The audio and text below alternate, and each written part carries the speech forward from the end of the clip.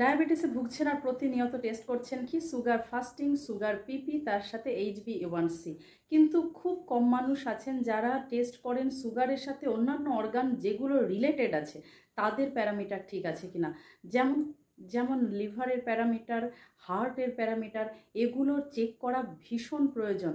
ডায়াবেটিসের মেডিসিন যখন শুরু করবেন আপনি, সেই মেডিসিনের সাইড এফেক্টের জন্য ওগুলো অ্যাফেক্টেড হচ্ছে কিনা।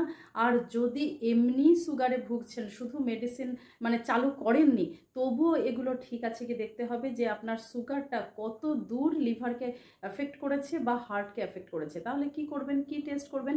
লিভার ফাংশন টেস্ট করবেন, লিপিড প্রোফাইল টেস্ট করবেন, ইনফ্লামেশন কত দূর গেছে মানে CRP টেস্ট করবেন, আর CBC কমপ্লিট ব্লাড কাউন্ট, এটা তো টেস্ট করতেই হবে। তার সাথে কিডনিটা ঠিক আছে কিনা মানে ইউরিয়া, ক্রিয়েটিনিন বা কিডনি ফাংশন টেস্ট, এই ছোটোখাটো টেস্টগুলো একটু করে নিন।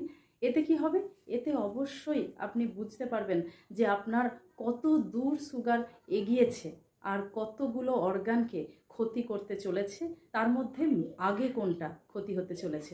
ভালো থাকুন, সুস্থ থাকুন আর শেয়ার করুন ভিডিওটা।